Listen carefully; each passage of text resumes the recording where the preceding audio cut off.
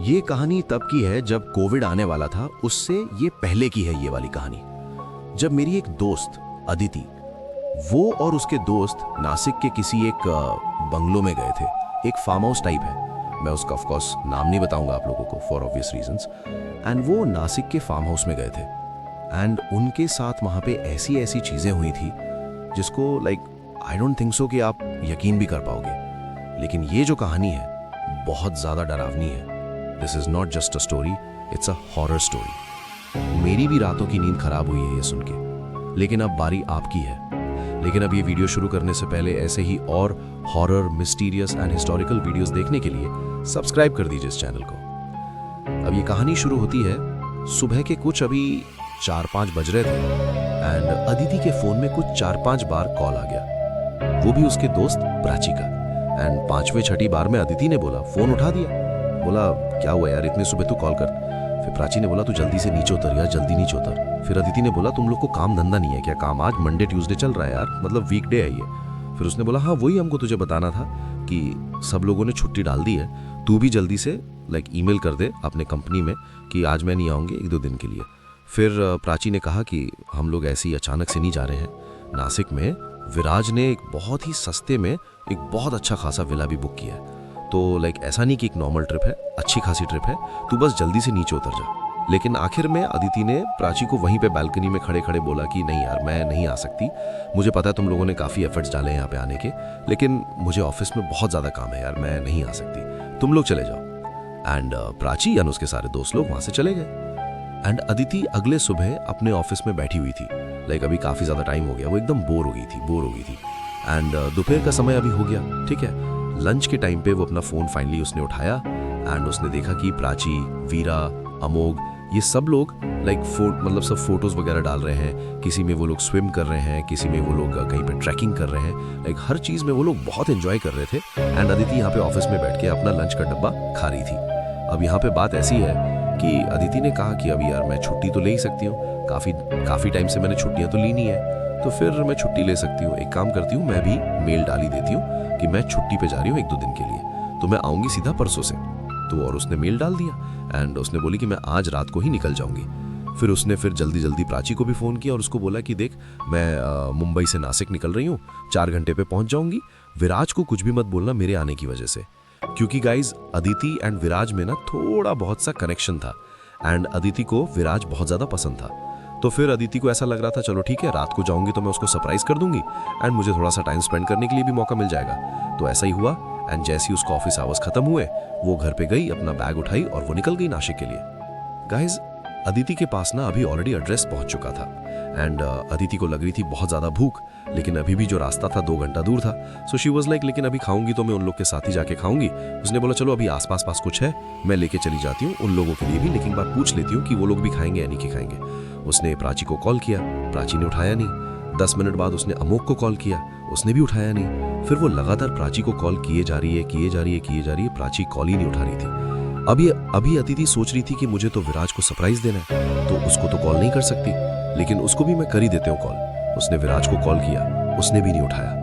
अब उसको लग रहा था कि चलो ठीक है, काफ़ी रात भी हो रही है एंड शायद से हो सकता है वो लोग स्विमिंग कर रहे हो, अभी मस्ती वगैरह कर रहे हो, गाने की आवाज़ बहुत ज़्यादा लाउड हो सकती है, शायद वो लोग एंजॉय कर रहे हो, उसके लिए नहीं उठा रहे होंगे। लेकिन उसी वक्त उसको प्राची का एक टेक्स्ट मैसेज आता है कि अदिति तू जहाँ पे भी है ना, वहाँ से उल्टे पैर वापस चले जा, यहाँ पे मत आना, बस यहाँ पे कुछ तो बहुत ज़्यादा गलत है, बहुत ज़्यादा गलत।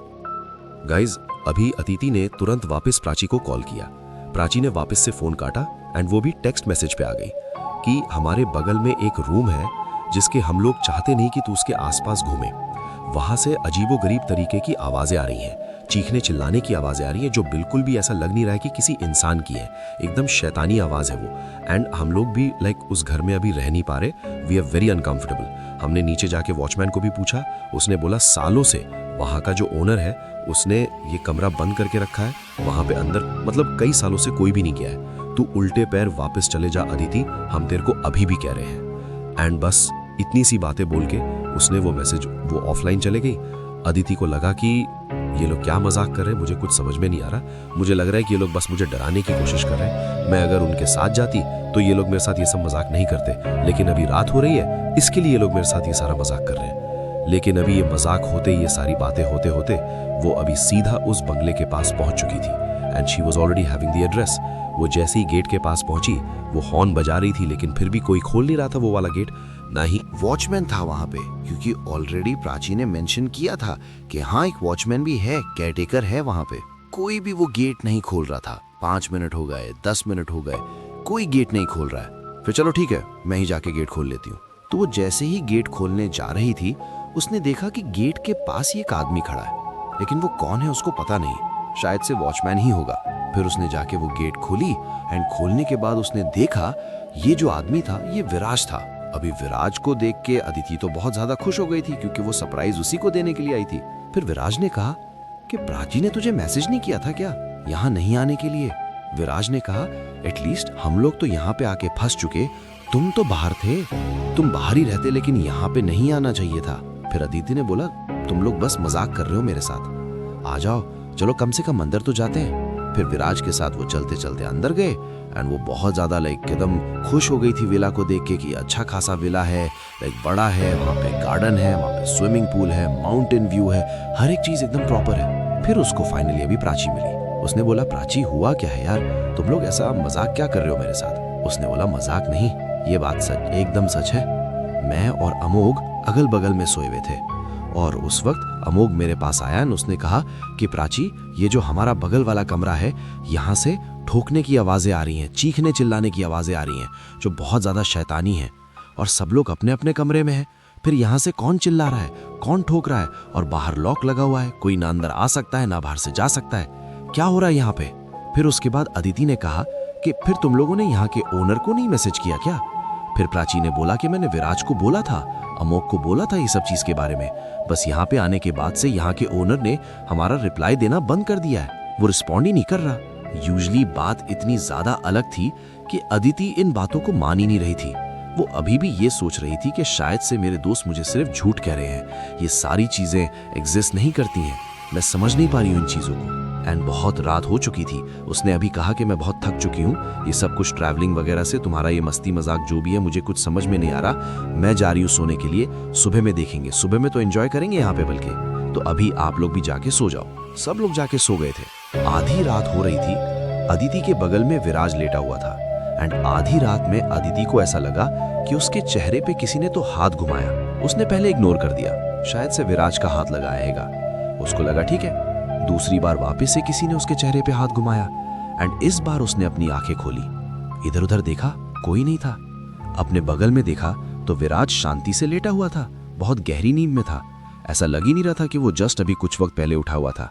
अब वो वापस से सोने ही वाली थी कि उसी वक्त उसको ऐसा महसूस हुआ कि हमारे कमरे के बाजू में ही कोई तो है, खड़ा है, मैं उसको विंडो से देख सकती हूँ शायद से।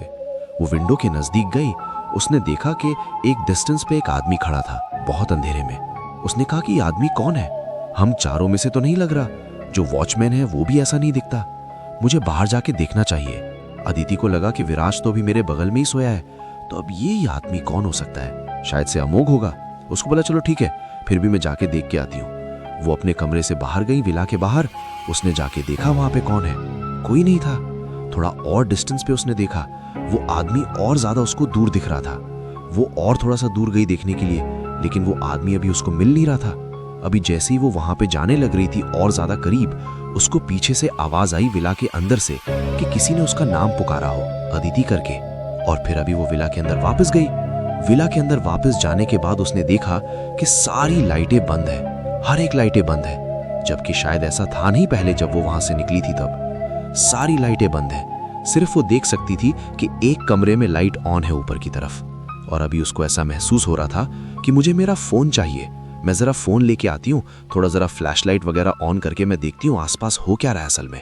लेकिन जब वो दरवाजा खोलने गई तो दरवाजा खुल नहीं रहा था, लॉक था दरवाजा जहां से वो आई थी।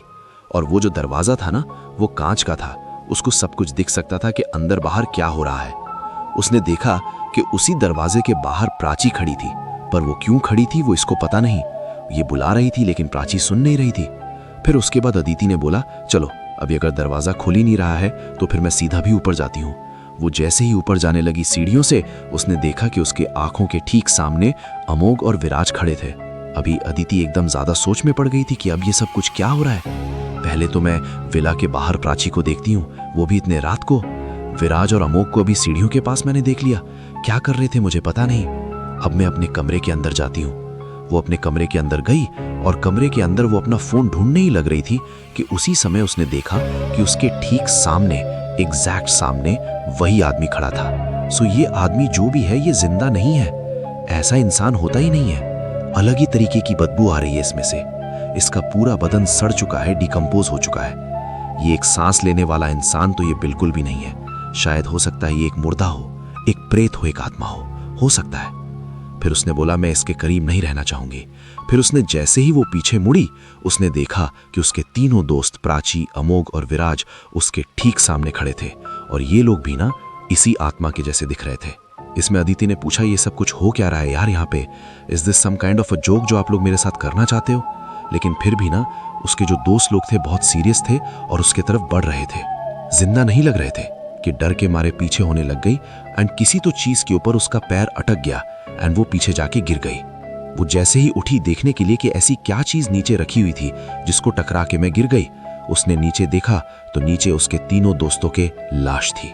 आपको कैसा लगेगा अगर आप एक ऐसी सिचुएशन में आ गए कि आपको लगेगा कि आपके सारे दोस्त आपके अगल बगल में घूम रहे हैं एंड उसके अगले ही पल आपको पता चल जाए कि वो सब सिर्फ एक जिंदा लाश है, सिर्फ एक लाश। जैसे तैसे अदिति वहां से भाग निकली, उस पूरे विला को वैसी के वैसे ही छोड़ के आधी रात में। एंड जैसे ही वो बाहर गई, सबसे पहले उसने पुलिस को संपर्क किया और बोला कि वहां पे मेरी तीनों दोस्तों की लाश है, प्लीज वहां पे जाओ और जाके पता लगाओ कि उनकी मौत कब और कैसी हुई। फिर जो पुलिस थी उन्होंने पोस्टमार्टम के लिए या ऑटोप्सी के लिए उनकी बॉडीज भेजी। बॉडीज भेजने के बाद पता चला कि ये जो उनकी मौत है वो रात के दौरान हुई।